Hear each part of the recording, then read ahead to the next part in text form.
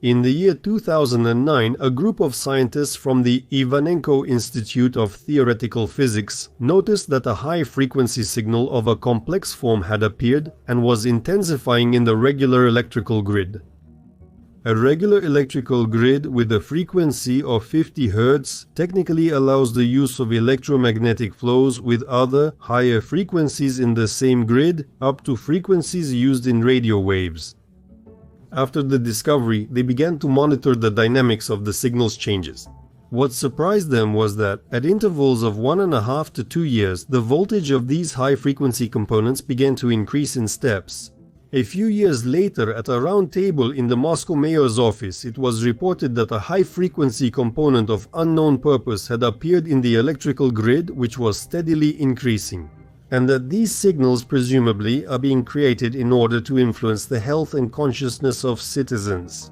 The increase in potential is happening in steps, apparently so that people do not notice a sudden and widespread deterioration in health and other effects. Sometime after the speeches at City Hall, his group of physicists discovered that the voltage of the high-frequency signal had decreased by half. Instead of 220 volts, unknown experimenters reduced the high-frequency component to 110 volts while keeping the regular 220 volts at 50 Hz. In 2016, the voltage of these high frequencies was again raised to 220 volts, matching the alternating voltage of the electrical grid at 50 Hz. It should be noted that electric waves at 50 Hz propagate weakly in space. The lower the frequency, the faster the attenuation. Therefore, optimal signal transmission is carried out through the network transformers we are familiar with. And the higher the frequency, the more strongly the waves propagate and the more power can be transmitted through them into space. If you launch radio waves into the power grid, they will create maximum filling of the space inside the residential premises with their radiation. There are Wi-Fi devices that simply plug into an outlet and the signal spreads evenly throughout the apartment, working in both directions. That is ideally, if you send a high-frequency signal modulated by an internet signal into the city power grid, you will get accessible internet within the city, as well as along the power transmission lines. An acquaintance from the power grid told me that you can already install a meter that will automatically send the readings. Well, that's very convenient. These are the practical results of technological progress, saving time. But once an internet connection is installed, it means the meter will also be able to carry out commands from the center, depending on what functions are built into it. For example, at a certain time, it can send some signals, turn on other devices, collect specific information, or even set up eavesdropping. If necessary, you can change the brains, update the firmware, sell them super cheap in a promotion in exchange for the old ones, and people won't even know what kind of services are behind all this. The same applies to regular electrical appliances. Let's recall the scandalous reports about how the Chinese are building devices that work via Wi-Fi in 2 irons. In practice, there are a lot of difficulties with implementing such an internet. The system won't be simple. It is quite possible to predict that there will be public resistance after this becomes known. As they say, you can't avoid the consequences later. So it turns out that the technology is already being used by population irradiation systems. Therefore, most likely, the internet will not be implemented through the power grid in order not to reveal the already launched technology. But what if everyone starts measuring and monitoring what kind of radiation it is and how much harm it causes? If high frequencies are sent as a smooth wave, they can only affect the cellular level, for example, blood cells. And as we all know, indeed in recent decades the number of cancer cases has increased and continues to grow. Massive blood damage is increasing progressively. There are several reasons that lead to this result, and this may turn out to be the strongest since a person reliably falls under constant and controlled exposure. With the help of high-frequency signal modulation, it is possible to obtain low-frequency signals as well, for example, infrasound. Perhaps this very influence is the main tool implemented through the power grid. Any electromagnetic wave in a medium, for example in air, always causes oscillations of the molecules of that air or liquid. Therefore, an electromagnetic wave always carries along with it an acoustic signal. For example, with the help of a Waldai bell, you can detect this low-frequency acoustic signal because the bell starts to ring unevenly, vibrating slowly. To detect the presence of infrasound in a room, you can use this simple technology. Exactly the same simple mechanical technologies for measuring resonance frequency can be found in Sumerian and Egyptian technologies, if of course you know what to look for. The transmitted low-frequency signal has a dangerous frequency of 4 Hz. This signal is transmitted in packets of 4 pulses, and this packet is called a burst. This is the normal heart rhythm in adults. If a person has been immobile for a long time, for example, sitting at a computer, reading a book, at the workplace, or sleeping, the heart rhythm resonates with the frequency of this wave packet. Each person has an individual rhythm, so the signal can be changed over time, gradually passing through the entire range, and in the future, with the implantation of an individual chip or using other types of monitoring, it will be possible to determine this frequency for each person very quickly. For example, by tracking visits to hospitals, pharmacies, and recording complaints via microphones, smartphones, etc. And the goal of such influences is not necessarily murder. The frequency of the influence has been established, allowing for targeted future application when needed. It might seem, why influence people who don't matter? But that's a misconception. Every person is valuable in the system of global management. For example, upon reaching retirement age, or if someone is no longer useful, they can be disconnected. Nothing personal, it's just resource economy. Many people, especially as they get older, suddenly experience a sharp pain in their heart. They take medicine and the pain goes away. But this pain also goes away when a person simply gets up, starts moving, and their heart, changing its rhythm, comes out of resonance with this signal. How does this resonance affect a person? To visualize resonance, there's a story about how soldiers were marching across a bridge, and the frequency of their steps matched the natural frequency of the bridge, and it collapsed. In the same way, you can set many different processes into motion, including the rhythm of the heart. In the 21st century, after our unified electric grid, Russian joint stock company Unified Energy System was broken up into pieces. With the arrival of the new leader, all the lower levels of management in this system were replaced. That is, all the old staff were dismissed. The unified electric system was divided into 83 territorial districts.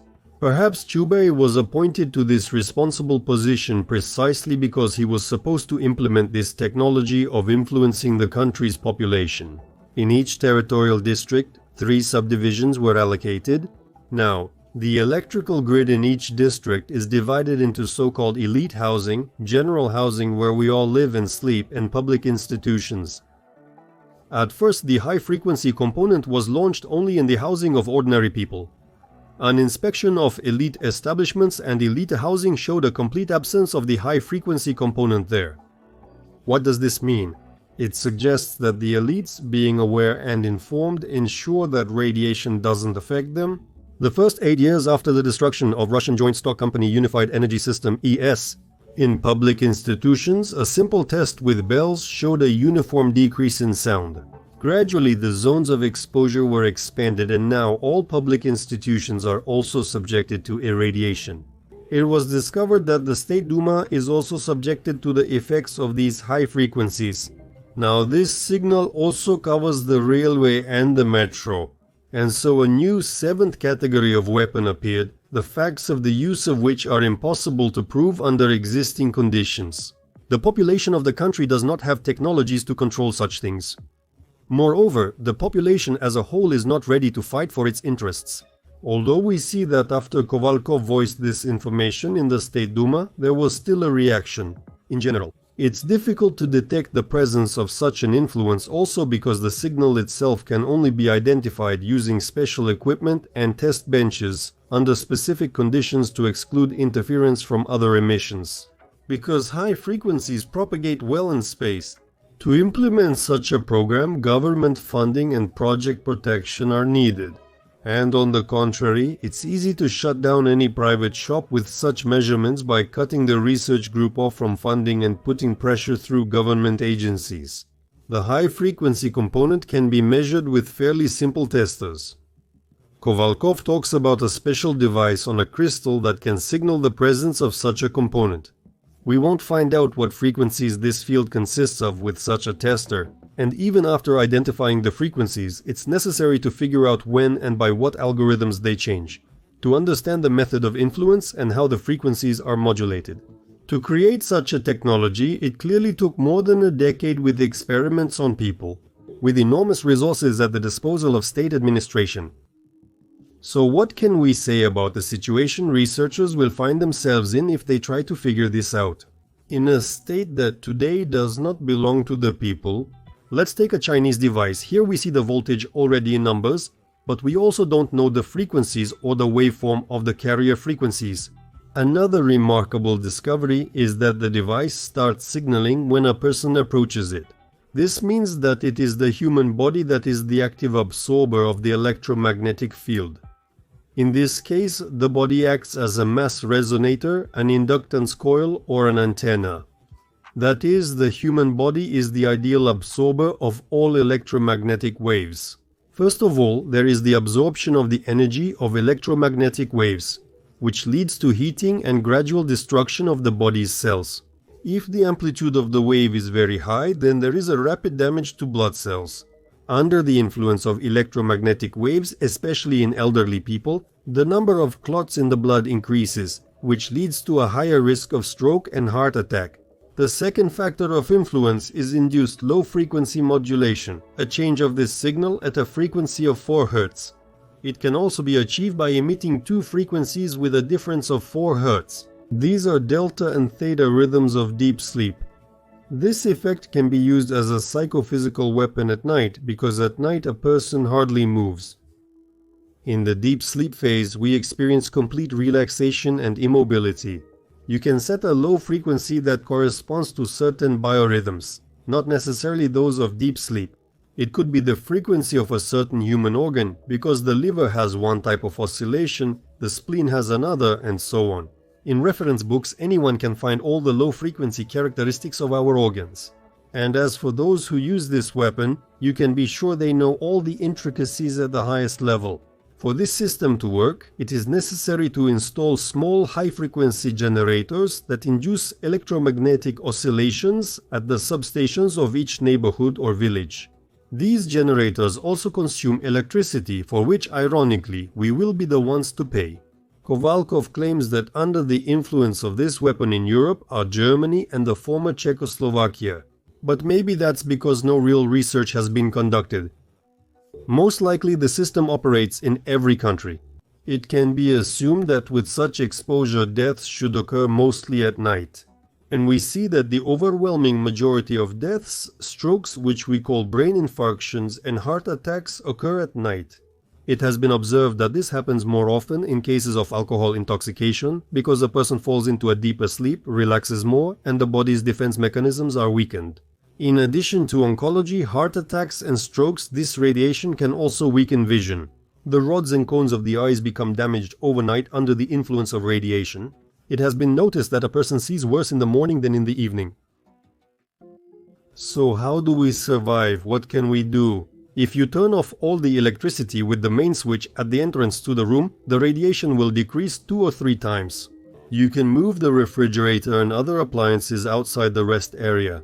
At the same time, you can use LED autonomous lighting, which is an easy solution. In electrical engineering, there are various types of technologies and devices that cut off high-frequency components. This technology is often used on the power cords of appliances to block possible high-frequency parasitic interference. Ideally, you need to measure the high-frequency component at the input and output, conduct research, and develop the design.